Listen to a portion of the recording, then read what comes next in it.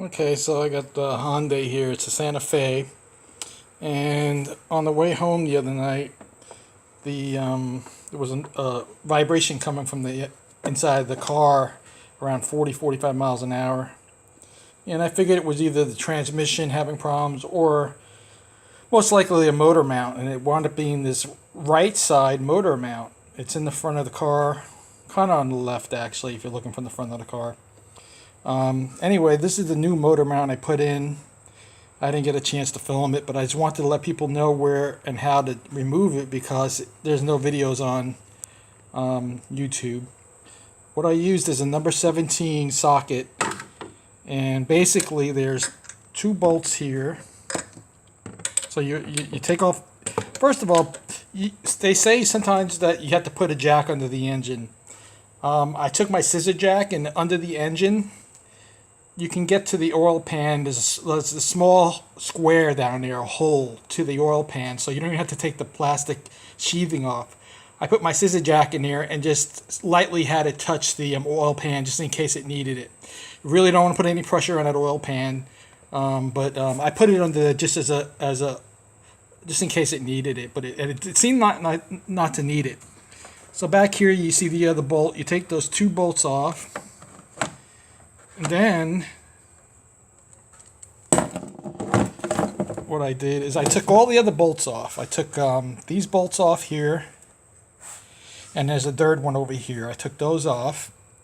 Then there's a screw bolt here that I unthreaded all the way almost to the top of the thread up here. And the reason why I did that is because I wanted to make sure that if it is going to drop, it had something to support it. But I put it all on top. Now there's a nut in here as well. You didn't really have to take it out, but I found a smaller socket and took the bolt out of there and pulled this rubber thing off. It really doesn't serve any purpose as far as I can tell. Maybe when they're putting the engine together they use it, but you don't need to worry about this rubber thing. So anyway, you get all these bolts off and you try to pry the top of this piece off so you can get to the actual motor mount.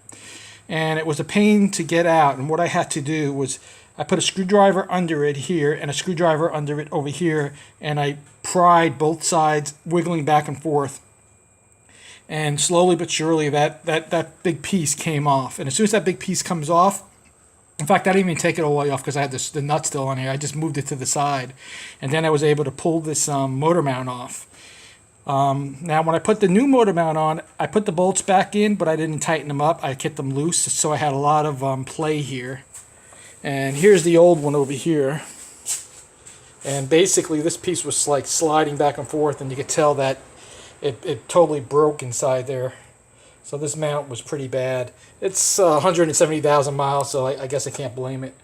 But that was original equipment. And I got this other motor mount from Rock Auto for $60, $70 with shipping, I think. And it's a Beck & Ilkley. They make a lot of stuff. They had a lot of other competition that were a little cheaper, but I wanted something with a name brand that I've heard of, and I've heard of them. So as you can see, the motor mount's back in there, and I drove it, and the vibration was gone.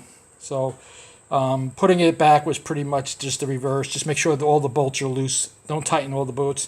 And then when you're tightening these two bolts back down, go back and forth, back and forth, back and forth, because it's a hard one to get this piece of metal to get flush with the engine.